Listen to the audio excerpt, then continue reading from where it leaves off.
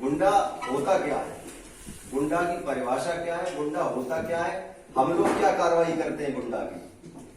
जिस थाने में जो सक्रिय अपराधी हो जाता है और जो कोई अपराध करता है, जैसे उसने छोटे छोटे अपराध करना शुरू किया, किसी व्यक्ति ने छोटे छोटे अपराध करना शुरू किया, उसके खिलाफ मुकदमा लिख गया। मान लीजिए किसी ने एक अपराध किया और उसके खिलाफ मुकदमा लिख गया, मुकदमे की उसकी तफ्तीश होगी, पूरी प्रक्रिया होगी मुकदमे की। उसके बाद जो विवेचक है चार्जशीट लगा देगा, चार्जशीट लग गई, कोर्ट में चार्जशीट चली गई, वो उसने हाजिर होकर जमानत करा ली, वो फिर अपने बाहर आ गया। उसके द्वारा फिर उसने कोई अपराध किया, फिर मुकदमा लग गया। पूरी प्रक्रिया जो पहले मुकदमे में हुई वही बाद में हुई। क्लियर हो रहा है?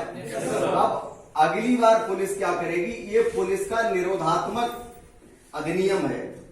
पुलिस को लगता है कि ये अपराधी सक्रिय हो गया है और इसके द्वारा अपराध किए जाने शुरू कर दिए गए, तो जो 2 मुकदमे लिखे गए थे, 2 या 3 जो भी मुकदमे होंगे, उनकी एफआईआर की कॉपी निकलवा के, चार्जशीट की कॉपी निकलवा के उनके डॉक्यूमेंट इकट्ठे करेगी पुलिस। डॉक्यूमेंट इकट्ठे करने के बाद जो थानाध्यक्ष है उनका पूरा विवरण लिखेगा, थानाध्यक्ष की तरफ से पूरा विवरण लिखा जाएगा और सीओ साहब उसको सबमिट करेंगे, एडिशनल साहब करेंगे, कप्तान साहब करेंगे, डीएम साहब करेंगे और डीएम साहब उसको अप्रूव जब कर देंगे तो वो लौट के आएंगे, वो पूरे अभिलेख, और वो जीडी में लिखा जाएगा। काय में लिखा जाएगा? जीडी में। एफआईआर नहीं होती गुंडा एक्ट की, चालानी रिपोर्ट होती है। क्लियर हो रहा है ना? एफआईआर नहीं लिखी जाएगी उसकी। गुंडा अधिनियम में जिसको गुंडा बनाया जाएगा उसकी एफआईआर नहीं लिखी जाएगी। क्लियर? Yes sir. अच्छा, अब आए हमने उसमें जीडी में उसकी कहानी कर दी। जीडी में एक कहानी, एक रपट नंबर होती है जिसपे हम कहानी करेंगे, उसकी रपट नंबर और टाइम। उसमें अब सब ऑनलाइन हो गया तो टाइम अपने आप एडजस्ट करता है। वो रपट नंबर हम कहानी हम वो भेज देंगे डीएम साहब के यहाँ और डीएम साहब के यहाँ उसका एक प्रोसेस में आ जाएगा और विचारण शुरू हो जाएगा। डीएम साहब के यहाँ हो, एडीएम साहब के यहाँ हो, अधिकांश डीएम साहब को इतना टाइम नहीं होता, तो एडीएम साहब होते हैं जो उन्हें इसके लिए एक अलग उनके यहाँ कोर्ट चलती है, तो गुंडा अधिनियम का उनके यहाँ विचारण शुरू हो जाएगा। वो जिसको हमने गुंडा होना प्रस्तावित किया है, हमने माने पुलिस ने जिसको हमने गुंडा होना प्रस्तावित किया है, हम हमारे तो रिकॉर्ड वहां जा चुके हैं ऑलरेडी।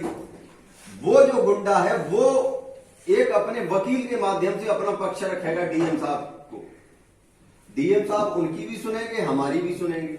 अगर उनको लगा कि गलत ये तथ्य दर्शा के इसको गुंडा एक्ट बनाया जा रहा है तो डीएम साहब उसको खारिज कर देंगे। क्लियर? ये देखो, तुम्हें मजा नहीं आ रहा है? नींद में हो तुम, नंबर 1 सीट पे बैठे हो, खड़े हो जाओ, खड़े रहो, खड़े हो। सबसे मतलब हमारे जो लोक अभियोजक होते हैं, हमारे जो सरकारी वकील होते हैं, जो हमारा अभियोजन पक्ष रखते हैं, वो हमारा पक्ष रखेंगे। अगर हमारा पक्ष सही है तो डीएम साहब उसको जिला बदर कर देंगे। जिला बदर मीन्स तड़ी पार। फिल्म देखे हो? तड़ी पार माने उस जिले की सीमाओं से बाहर उस व्यक्ति को आदेशित कर देंगे कि तुम हमारे जिले की सीमाओं से बाहर रहोगे अनधिक 6 महीने। 6 महीने से ज्यादा नहीं, अधिकतम 6 महीने। क्लियर? अगर इस बीच इस 6 महीने में उसके घर में कोई फंक्शन है, कोई शादी ब्याह है, कोई हादसा हो गया है, कोई मर गया है, कोई और ऐसे बड़े काम है, तो वो खुद या वकील साहब के माध्यम से डीएम साहब के सामने पेश होके और उस बीच में अनुमति ले सकता है कि साहब इतने दिन मुझे घर रहना। ठीक है? और अगर ऐसा कुछ नहीं है तो उन 6 महीनों में वो उस जिले की सीमाओं में दिखाई नहीं देगा। ठीक है? अगर वो उस जिले की सीमा में दिखाई देता है तो उसको पुलिस गिरफ्तार करेगी और धारा 10 गुंडा एक्ट के तहत एफआईआर लिखी जाएगी और फिर जुडिशियल मजिस्ट्रेट के यहां प्रस्तुत किया जाएगा। वहां से माननीय न्यायालय का आदेश लेने के बाद, वहां से वारंट बनवाने के बाद उसे जेल भेजा जाएगा। तब जब डीएम साहब के आदेश का उल्लंघन करके उसी जिले की सीमा में वो पाया जाएगा क्लियर? किसी का कोई सवाल हो तो सवाल करे। सर अगर वो 6 महीने का जो समय दिया गया है, 6 महीने बाद अगर 6 महीने कंप्लीट कर लेता फिर 6 महीने कंप्लीट करके आ जाएगा वो, फिर जैसे रह रहा था वैसे ही रहेगा। अब सर फिर कोई अपराध करता फिर कोई अपराध करता है तो अगली बार फिर गुंडा एक्ट बनेगा, फिर 6 महीने के लिए जिला बदर होगा, फिर लौट के आएगा, फिर अपराध करेगा तो फिर गुंडा एक्ट बनेगा। बिना अपराध के भी बनाया जा सकता है? नहीं, बिना अपराध के गुंडा एक्ट नहीं बनता। जिसके ऊपर पहले से कोई धारा नहीं है उसको भी बनाया जा सकता है? नहीं, जिला बदल किया जा सकता है? नहीं, हमारे यहाँ किया था साहब, कोई सूरत ही नहीं, व्यवस्था ही नहीं है, महाप्रधान को साफ कराया था, कोई व्यवस्था ही नहीं है। जबकि पहले से उसके ऊपर कोई धारा नहीं। आपको पता नहीं है, आपको पता नहीं होगा। बिना अपराध के आप कैसे प्रूव करोगे कि ये गुंडा है? आप बताइए। हम गुंडा एक्ट की जो चालानी रिपोर्ट भेजते हैं, हम उसमें लिखते हैं कि इसके द्वारा ये अपराध किया गया, बाद विवेचना आरोप पत्र संख्या ये दिनांक फला को माननीय न्यायालय प्रेषित किया गया है, इसके द्वारा ये अपराध किया गया जिसमें बाद विवेचना आरोप पत्र माननीय न्यायालय में दिनांक फला को प्रेषित किया गया। ये कहां से लिखेंगे? हम कैसे सिद्ध करेंगे डीएम साहब के सामने कि ये गुंडा है? गुंडा सिद्ध करने के लिए हमारे पास कोई उसका आपराधिक इतिहास होना चाहिए ना। प्रशासनिक दबाव दबा के। अरे दबाव कोई व्यवस्था बदल देगा क्या? जैसा वो मेरे साथ का ही लड़का है, महाप्रधानी का चुनाव लड़ रहा था मेरे यहाँ से, उसके खिलाफ 101% मुकदमे लिखे होंगे।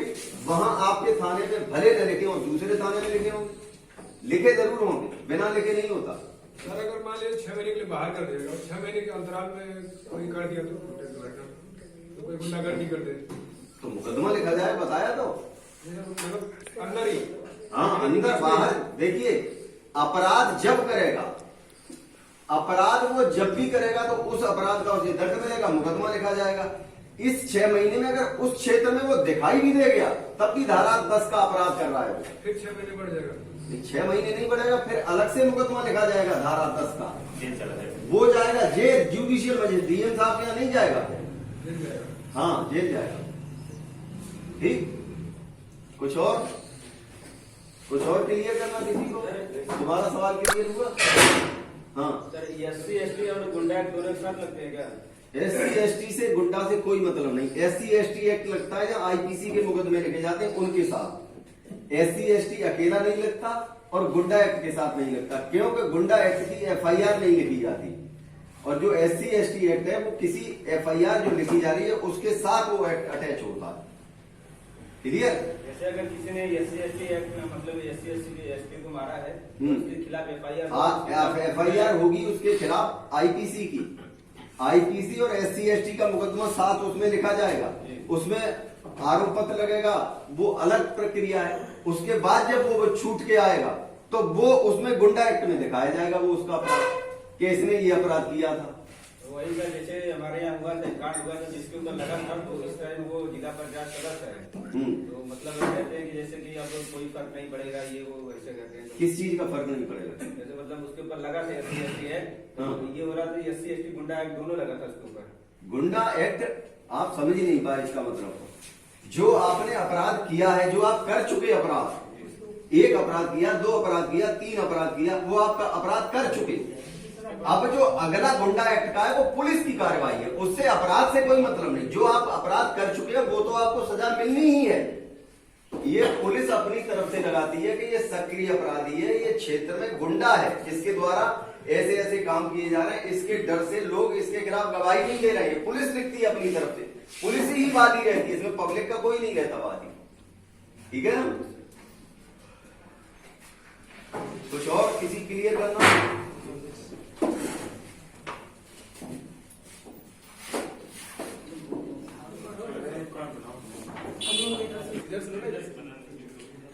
चलो ऐसा जी,